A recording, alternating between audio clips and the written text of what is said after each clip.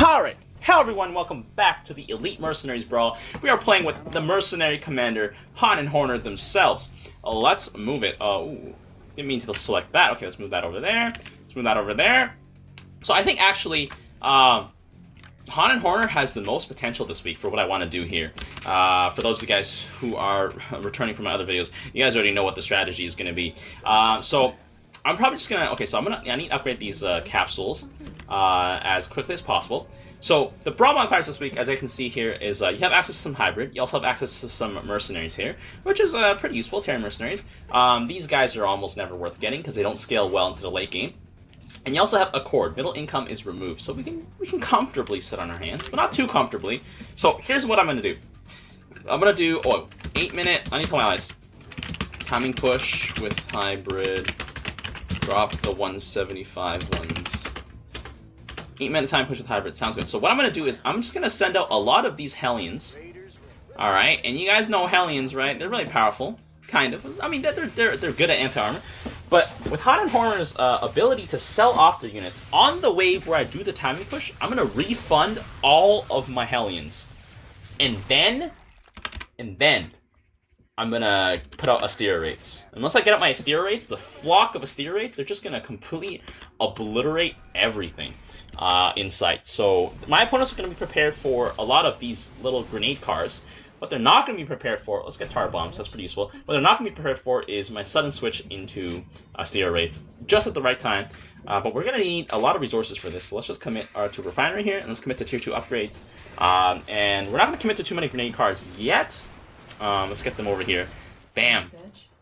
Grenade car is going to kill that cannon over here. There we go, and that's it. Research complete. So, okay, so these two have been upgraded, and we're going to upgrade a refinery next. We're not going to spend any more resources. I have 4 grenade cars coming out here. Because this build is going to be a little on the expensive side, but I think I'm actually most excited for Han and Horner. I realize now that, like, I probably could have rated Han and Horner a lot higher this week. On the tier list. By the way, guys, if you guys haven't had a chance to check it out yet, be sure to check it out in the top right corner right here. It involves a Phoenix game where I also do the same 8 minute push. Like this whole week, most of my videos have been doing 8 minute timing pushes. But because they're so effective, it's so effective. If it doesn't work, then it's okay, it doesn't work. But when it does work, it's beautiful, right? Okay, so we got some Ravasaurs here. Ravasaurs are actually weak to my grenade cars here because they're armored. My grenade cars are considered light, so they don't really care. That being said, they just got blown up here by those worms. Oh my god. Okay, so we're gonna go to tier 2 now. There we go. And chances are, if you guys haven't seen the tier list set and you haven't seen the other videos, you guys are probably new to my channel. And I make Direct Strike videos every single day of the week. So you guys, that's what you guys would like to see. Be sure to drop me a sub to keep up. I also play some other games. Frostpunk is one of my ongoing series, as well as Surviving the Aftermath. These are sort of two, like, sort of city builder. No, they are city builder games, but like with a twist to it, where you have to try and survive in some, I guess, difficult circumstances. I guess actually, Surviving the Aftermath is going to be coming out tomorrow on Thursday because well, I just filmed the whole series for it, and I'm really excited to share it. I think it's a really nice game. I really like the post-apocalyptic games. A lot of it's obviously fantasy, right? There's like surviving outside in the wild is a lot harder than it looks, but I guess like being able to scavenge materials from like a lost civilization that was once yours, kind of does make life a little easier. To a certain respect. So I'm gonna get some siege breakers because it's always good to have tanks. There's literally never a time where tanks are bad, just because they add to extra siege potential, extra DPS to your wave. Lots of beautiful things. Okay, so I'm gonna put the Raven over here. Debating if I want to mass Ravabile. Ravager Bile. I don't know. Our Swan here actually hasn't put anything out here. Oh my god, is he gonna be able to take part in the tempo push? I just realized we had a Swan. I didn't even realize that. Oh my god, okay, well there's 2 Tahakas here, and there's a Karax, but I mean, it's a good thing that Karax hasn't put anything out here, because it looks like Karax might be going for, probably for carriers. If I was Karax, I'd go for carriers. That's what I would do. Let's see, how many units do I have? I have 10 units. I can sell off 10 of them. Okay, well now's not the time to sell off yet. I want to sell off all of them. Tahaka here is just pushing 1 hybrid every wave. I don't know why you would do that, because that's just a waste of your hybrid. Look at that. They're just getting... You just got beast mode by the grenade cars here. Grenade cars are so powerful. Let's get the multi-threaded analysis here, probably. And then we can get tactical jump later. There we go. Unfortunately, tar bombs don't affect buildings, which is kind of sad. Oh, is the tank going to be able to see? Oh, the tank is going to be able to see. Oh my god, the tank's just getting... Oh my god. The tank just got surrounded by worms. I mean, that's fine. That means all the worms are gone. So my Abathur ally here can do something. Useful. If I even go Mass Ravager Bile. I think Ravager Bile is not too bad, because Ravagers have a very high damage potential. It's just the Bile Blast, if you miss, or like your opponent's move, then like they just sort of do nothing. It requires a bit more micro, I think. I don't know, it's probably because I don't build them often, so that's one of the aspects of Abathur I actually don't know too well. I'll be honest with you guys. But I think I don't know, I prefer Abathur's other things, but maybe I'm missing something by not utilizing that one unit. I might be missing something. And that might be huge. It probably is huge. That's probably why I probably lose some games with Abathur that I could have won. But, you know, it's okay. We live and we learn, right? Let's go. Bam, bam, bam. Get some Hellions in here. Okay. Yup, tank, siege up. They're about to get, like, gangbanged by a bunch of worms here. Or not. Or not. Okay. Dahaka's gonna take some hits from the tanks, actually. I love the tanks. These, like, Siege Breakers deal maximum, like, they just deal 100 damage per shot, which is, like, my favorite part about them. They don't have armored bonuses, damage, and stuff, because they didn't get nerfed because of PvP, or PvP.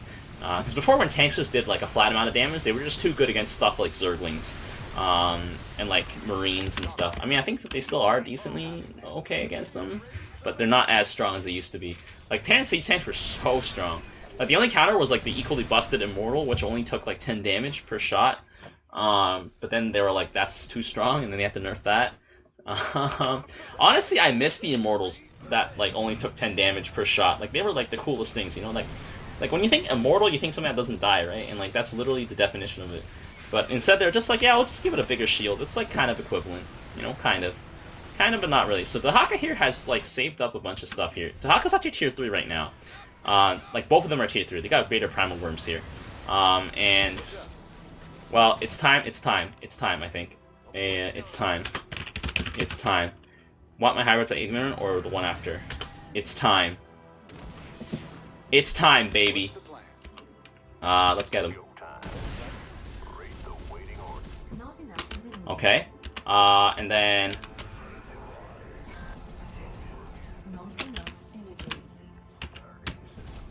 Okay. It's time, boys, it's time.